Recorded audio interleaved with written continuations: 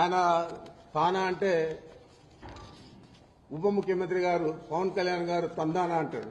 అప్పుడే ఏదో జరిగిపోయింది, మొత్తం దోచేశారు, దీని మీద ఎంక్వైరీ చేస్తా ఉన్నాం, తగిన చర్యలు తీసుకుంటామని చెప్పాడు. ఇదే పెద్ద మనిషి ఎన్నికల ముందే చెప్పాడు 40,000 కోట్లు ఇసుకలో దందా చేశాడు పెద్దిరెడ్డి, 40,000 కోట్లు దోచేశాడని చెప్పారు. మరి ₹1 తినింటే ₹1 దోచేస్తుంటే ఎందుకు గానీ యాక్షన్ తీసుకోలేదని అడుగుతా ఉన్నాను. ఏ విధమైన యాక్షన్ తీసుకోకుండా మా ఫైల్స్ చూస్తే తెలుస్తారు మీకు ఏం రాశాను నేను అని చెప్పి. మరి ఆ విధంగా రాసినాను కాబట్టి ఈరోజు నన్ను ఏది ఎదిరించలేకుండా దాని గురించి మాట్లాడడం లేదు. ఇదే పెద్ద మనిషి ఆ రోజు ఎన్నికల్లోనే నేను రెడ్ శాండిల్ అంతా కూడా ఎక్స్పోర్ట్ చేశాను, ఆయన చేసిందంతా కూడా నేపాల్లో పట్టుబడింది, దాని మీద మేము అధికారంలోకి వస్తానే చర్యలు తీసుకుంటానని చెప్పాడు ఇదే పవన్ కళ్యాణ్ గారు.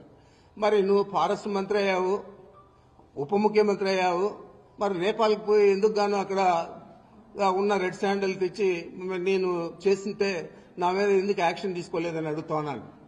ఏది కూడా లేకుండా ఒక వ్యక్తిత్వ హననాన్ని చేపట్టే విధంగా ఈ ప్రభుత్వంలో ఉన్న పెద్ద మనుషులందరూ కూడా పనిచేస్తా ఉన్నారు. ఈ రాష్ట్ర ప్రజలందరూ కూడా గమనించాలని నేను కోరుతా ఉన్నాను. మీ అందరికీ తెలుసు మదనపల్లిలో ఏదో జరిగిపోయిందని చెప్పి చంద్రబాబు ఆ రోజు ఆయనకంతా కూడా డైవర్షన్ పాలిటిక్స్, ఇక్కడ చిన్నది వాళ్ళకు వ్యతిరేకంగా వస్తే మమ్మల్ని అందరినీ ఇంకా వ్యతిరేకంగా చూపించే పరిస్థితి. ఆ విధంగా ఆ రోజు ఒక డీజీపీ గారిని, సీసీఎల్ఏ కమిషనర్ను, మా సిఐడికి సంబంధించిన అడిషనల్ డీజీపీని ముగ్గురిని కూడా ఆయన హెలికాప్టర్ ఇచ్చి మదనపల్లిలో ప్రపంచమంతా పడిపోయిందని చెప్పి అక్కడికి పంపించి మొత్తం కూడా చేశారు. మరి ఈరోజు 9 నెలలు అవుతా ఉంది. మేమేదన్నా తప్పు చేస్తుంటే ఎందుకు కానీ మీరు యాక్షన్ తీసుకోలేదని అడుగుతా ఉన్నాను. ఏది కూడా లేకుండా ఏదో రకంగా రాష్ట్ర ప్రజలందరికీ కూడా మేము దొంగలు, వైఎస్ఆర్ కాంగ్రెస్ పార్టీ అన్యాయాలు చేసింది గత 5 సంవత్సరాల్లో, మేము ఇప్పుడు వచ్చి ఈ రాష్ట్ర ప్రజలను ఉద్ధరిస్తాము అని చెప్పే పరిస్థితి చంద్రబాబు నాయుడు చేపట్టాడు. నేను ఒకటే అడుగుతా ఉన్నాను, అయ్యా నువ్వు అన్ని హామీలు ఇచ్చావు, అబద్దం మీద అబద్దం చెప్పావు, అబద్దం చెప్పకుండా చెప్పావు, మరి ఇన్ని సూపర్ 6 అన్నావు, సూపర్ 7 అన్నావు, మరి నిన్నటి పరిస్థితి ఏంది అని అడుగుతా ఉన్నాను. చేయలేనని తెలుసు, నువ్వు పెద్ద ఆర్థిక శాస్త్రవేత్త అని చెప్పి అందరికీ కూడా చెప్పుకుంటావు, మరి నీకు ఆ గణాంకాలన్నీ కూడా తెలియకుండా, రాష్ట్ర ఆర్థిక పరిస్థితి తెలియకుండా ఇన్ని హామీలు ఇచ్చావా అని అడుగుతా ఉన్నాను. ఇన్ని హామీలు ఇచ్చి ఈరోజు ఆయన నేను చేయలేనని చెప్తా ఉన్నాడంటే ఎంత నిస్సిగ్గుగా అబద్దాలు చెప్పి అధికారంలోకి వచ్చి ఈరోజు రాష్ట్ర ప్రజలను మోసం చేసావో ఒకసారి ఆలోచన చేయని చెప్పి అడుగుతా ఉన్నాను. ఇవన్నీ కప్పుపుచ్చుకునేదానికి ఇలాంటి తప్పుడు చర్యలన్నీ కూడా మీ పత్రికల ద్వారా, మీ మీడియా ద్వారా తీసుకొస్తా ఉన్నామంటే తప్పకుండా ఈ రాష్ట్ర ప్రజలు బుద్ధి చెప్తారు. ఈ మీడియాకు, ఈ పత్రికలకు, అదేవిధంగా నీకు అని కూడా చంద్రబాబు నాయుడుకి ప్రత్యేకంగా నేను తెలియజేస్తా ఉన్నాను. చంద్రబాబు నాయుడు గారు ముఖ్యమంత్రి అయిన రోజు నుంచి దాదాపుగా 7 నెలలు అవుతుంది. ఈ ఫీజు రియంబర్స్మెంట్ కోసం, వసతి దీవెన, విద్యా దీవెన కోసం ₹1 కూడా చెల్లించకపోవడం సిగ్గుచేటని కూడా ఈ సందర్భంగా తెలియజేసుకుంటున్నా.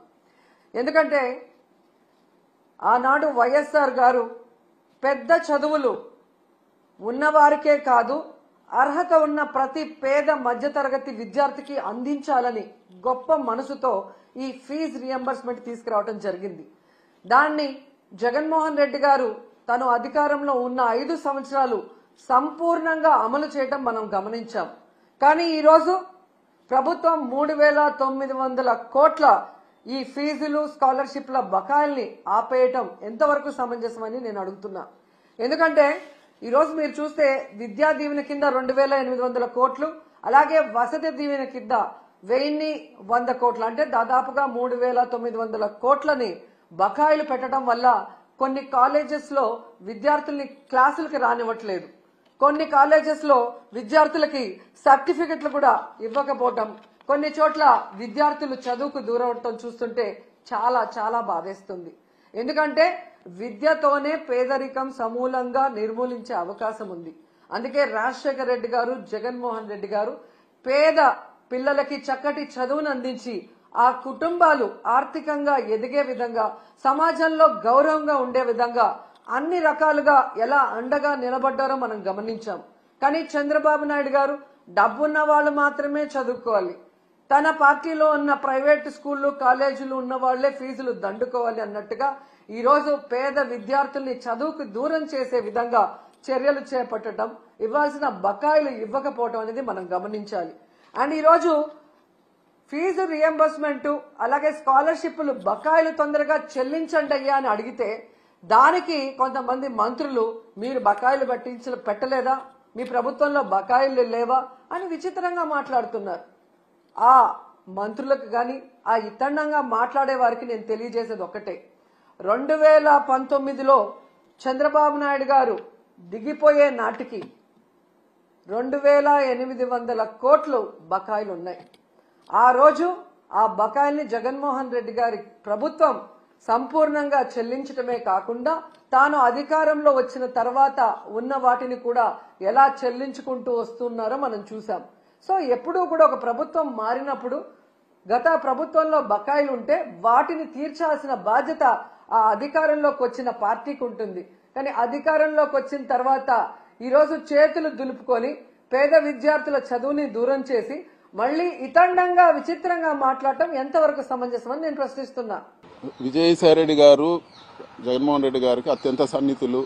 ఆయన 3 తరాలుగా జగన్మోహన్ రెడ్డి గారి ఫ్యామిలీతో వైఎస్ఆర్ పార్టీకి పనిచేశారు. కాంగ్రెస్ లో ఉన్నప్పుడు రాజశేఖర రెడ్డి గారితో, జగన్తో కూడా ఆయన ఎన్నో ఇబ్బందులు పడి జైలుకు పోయి అన్ని కూడా పోయినారు. ఆయన అంటే పూర్తి గౌరవం ఉంది. పార్టీకి చాలా కష్టపడినారు, దాంట్లో ఎటువంటి ఇది లేదు. సో ఆయన నిర్ణయం మార్చుకొని పార్టీ మళ్ళీ అధికారంలోకి వచ్చేదానికి పనిచేస్తారని చెప్పి కూడా నేను ఆలోచిస్తున్నాను. ఇవన్నీ కూడా వీళ్ళు మారుతారు వాళ్ళు మారుతారు అన్ని కూడా పుకార్లు. ఖచ్చితంగా ఎవరు మారేవాళ్ళు లేరు. అందరూ కూడా ఇప్పుడు ఉండే వాళ్ళందరూ కూడా కరుడు కట్టిన వైసీపీ అభిమానులు, జగన్ అభిమానులు. ఖచ్చితంగా పార్టీకి నిలబడతాం, పనిచేస్తాం.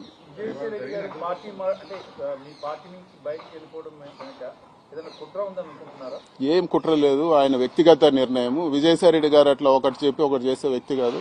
సో ఆయన క్లియర్ గా చెప్పారు, వ్యక్తిగత కారణాల వల్ల నేను వెళ్తానని చెప్పి. పార్టీ కూడా ట్వీట్ కూడా పెట్టింది అదే విధంగా.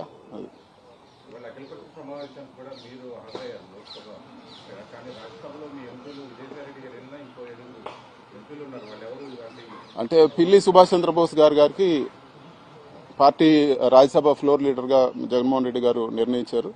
సో నెక్స్ట్ మీటింగ్ నుంచి ఖచ్చితంగా అటెండ్ అవుతారు.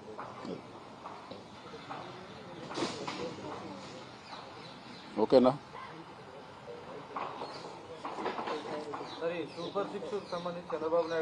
చాలా బాగా అయిపోయింది. సూపర్ 6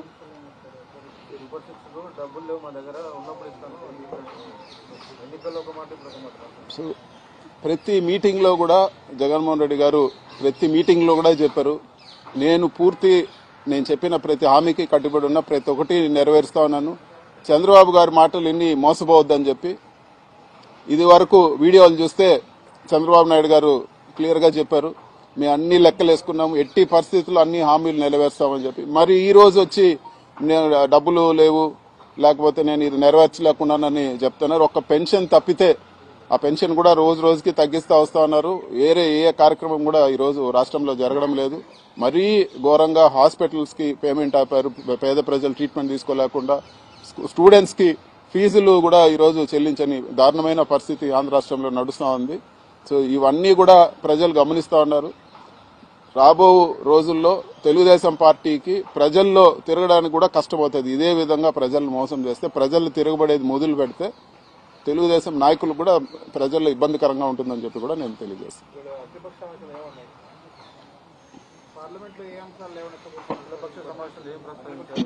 ఈరోజు అఖిలపక్ష సమావేశంలో ముఖ్యంగా పోలవరం గురించి రకరకాల కథనాలు వస్తున్నాయి. హైట్ తగ్గిస్తారని చెప్పి, అదేవిధంగా పోలవరం ఆయకట్టు కుదిస్తున్నారని చెప్పి, ఇవన్నీ కూడా వివరంగా డిస్కస్ చేయాలి పార్లమెంట్లో అని చెప్పి కూడా మేము అడిగాము. అదేవిధంగా విభజన చట్ట హామీలు, చాలా హామీలు ఇంకా కూడా 10 సంవత్సరాలు ఏదైతే టైం లైన్ ఉందో ఏపీ రీఆర్గనైజేషన్ యాక్ట్ కి, అది అయిన తర్వాత కూడా ఇప్పటి వరకు వాటిని అమలు చేయలేదు. వాటన్నిటిని కూడా అమలు చేసే విధంగా ఒక చర్చ జరగాలి, ప్రభుత్వం మాట్లాడాలని చెప్పి కూడా మేము అడగడం జరిగింది. నిన్న ఒక పత్రిక పనిగట్టుకొని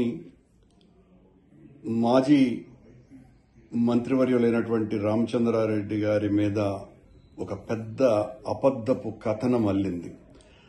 ఆ కథనాన్ని నిజంగా చూపించటం కోసమని పతాక శీర్షికలలో వేయటమే కాకుండా దాన్ని తెలుగుదేశం పార్టీ ప్రభుత్వానికి పూర్తిగా ఏదో గొప్ప విషయాలన్నింటినీ కూడా అందజేస్తున్నట్టుగా రాసి పనిగట్టుకొని గత కొద్ది కాలంగా ఆయన మీద ఆ పత్రిక విష ప్రచారం చేస్తూనే ఉన్నది.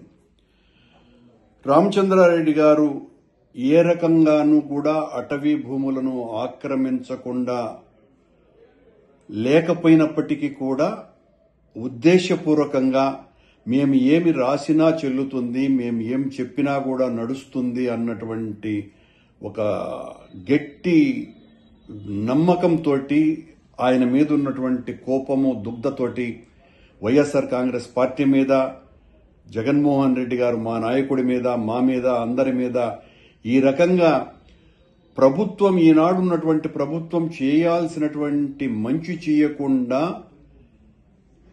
ఇలా వైఎస్ఆర్ కాంగ్రెస్ పార్టీ పాలన అంతా కూడా అరాచకమే జరిగింది అని ఇంకా ప్రజల్ని నమ్మించాలా అనేటువంటి ప్రచారంలో భాగంగానే ఈ రకంగా రామచంద్రారెడ్డి గారి మీద ఆ విషం చిమ్మింది. రామచంద్రారెడ్డి బేసిక్ గానే ఆయన ఈ రకమైనటువంటి అరాచకాలకి, ఆక్రమణలకు పూర్తి వ్యతిరేకమైనటువంటి వ్యక్తి. వైఎస్ఆర్ కాంగ్రెస్ పార్టీలో ఒక ప్రధానమైనటువంటి భూమికను పోషిస్తున్నటువంటి వ్యక్తి. రామచంద్రారెడ్డి గారిని దెబ్బతీస్తే వైఎస్ఆర్ కాంగ్రెస్ పార్టీని మరింత దెబ్బతీయొచ్చును అనేటువంటి ఆలోచనతోనే ఈ రకమైనటువంటి కుట్రలు కూటమి ప్రభుత్వం చేస్తున్నది.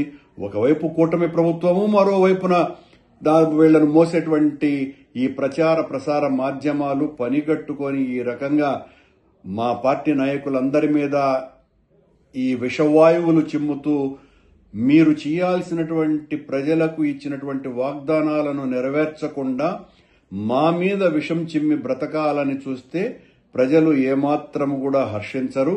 రామచంద్రారెడ్డి గారు ఆ కడిగిన ముత్యంలాగా మీరు ఏ రకమైనటువంటి విచారణ చేసుకున్నా కూడా ఆయన బయటికి వస్తాడు. నిన్న ఆయన ఛాలెంజ్ కూడా చేసినారు, నేను ఏ తప్పు చేయలేదని. దానికి పూర్తి వివరణ కూడా ఇవ్వటం జరిగింది.